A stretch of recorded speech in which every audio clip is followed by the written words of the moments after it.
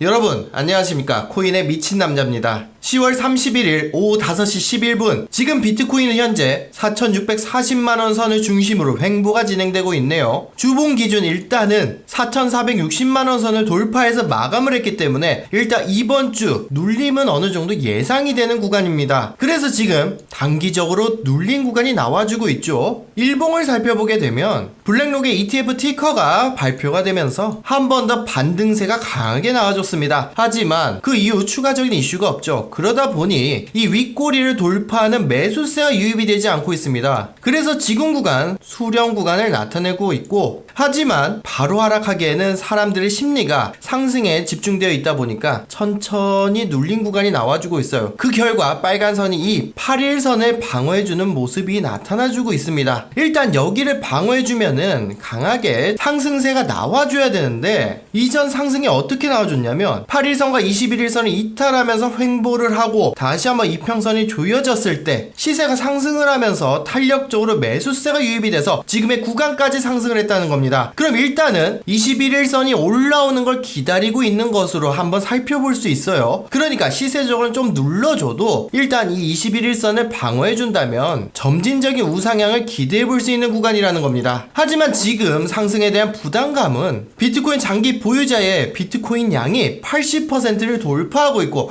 지금 신규 유입이 거의 없는 상태예요. 오히려 파생 상품에 매수세가 집중되어 있다는 겁니다. 시카고 선물거래소는 이번에 비트코인 선물 거래액이 자체적으로 순위 2위로 올라왔다라고 하는데, 이렇게 하면 가늠이 잘 안되죠. 딱 바이낸스 거래량만큼 올라왔다, 거래 대금만큼 상승했다라고 보시면 됩니다. 그리고 이제 직접적인 투자는 들어오지 않고 파생 상품에 지속적으로 매수세 유입이 이루어지고 있습니다. 그럼 여기서 우리가 살펴봐야 되는 게, 이제 이 매수세가 현물 시장에 영향을 주지 않을까, 그 기대감을 모아가야 되는 시점이다, 전 여러분들에게 말씀드리고 싶은데요. 하지만 지금의 상승이 이러한 모습을 반영해서 선반영이 된 거라면 그건 좀 얘기가 달라지는 거니까, 그래서 지지라인이라는 걸 우리가 살펴보면서 매매를 진행하는 거겠죠. 일단은 이 8일선과 21일선을 방어해주면서 이 하얀색 라인을 방어해준다면 일단은 우상향이 맞다는 거 너무 걱정하지 마시고, 투자는 대응이라고 했으니까 이 라인을 지속적으로 이탈하고 21일선을 지속적으로 이탈했을 때 추가적인 영상 찍어 드릴 테니 우리 그때 대응해 보도록 하죠. 그게 힘드시다면 소통방 들어오셔서 저와 함께 실시간으로 소통하시면 됩니다. 뭐 어려운 거 아니에요. 자, 그럼 이제 코인베이스 차트도 한번 살펴봐 줘야겠죠. 자, 이제 주봉이 강하게 상승으로 마감이 되었고 지금 단기적인 눌린 구간 고가놀이가 진행되고 있습니다.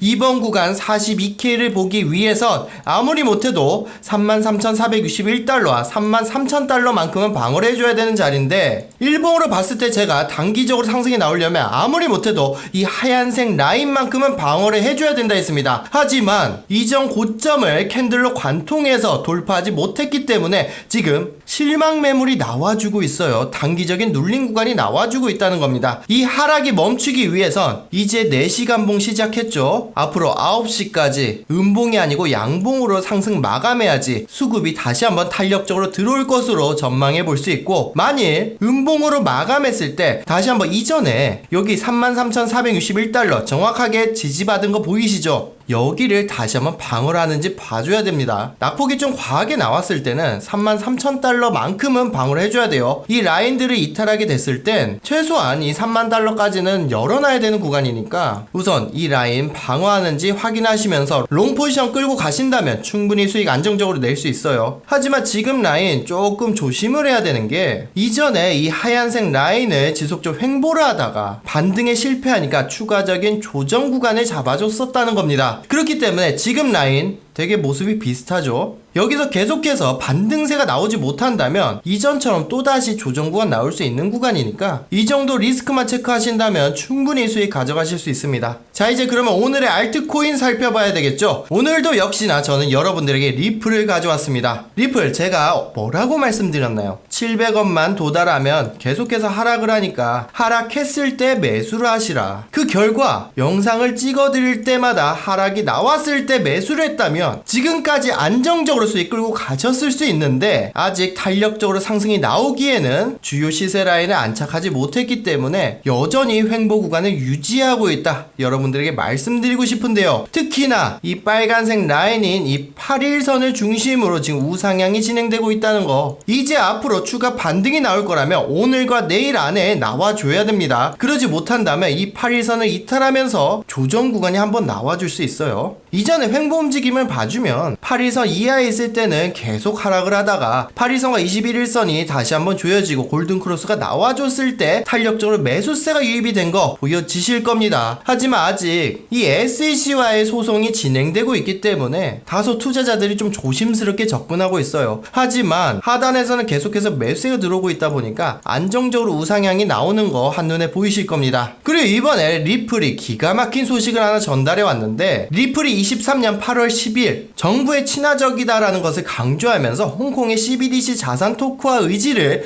밝혀줬다는 거예요. 그리고 10월 26일 리플은 홍콩의 푸본 은행과 CBDC, 즉 디지털 화폐를 상용하기 위한 시도를 지금 진행하고 있다는 거예요. 계속 두드리면 꿈은 이루어진다고 했습니다. 리플은 지금도 포기하지 않고 앞으로 전진만을 하고 있는데, 역시나 이 SEC와의 소송이 계속해서 눈에 걸리는 모습이에요. 왜냐하면 벌금이 나와도 상당한 금액이 나올 수 있기 때문에 투자를 하는데 조금 껄끄러운 그런 시점일 수도 있어요. 하지만 우리는 이 전망을 잊으면 안 됩니다. 리플은 아직 IPO를 제대로 진행하지 않았고, IPO를 진행했을 때는 엄청난 투자금이 리플로 모이기 때문에 기업의 안정성은 물론이고 지금까지 가져왔던 그 기술력들이 리플에 반영되기 시작할 겁니다. 그래서 이런 장기적인 전망은 우리가 잊으면 안 된다는 거예요. 지금 1달러도 안 되는 시점에 600달러가 넘을 것이라고 이 사람들은 미리 예견을 해놨다는 겁니다. 그만큼 이 IPO가 가지고 있는 위력이 얼마나 큰지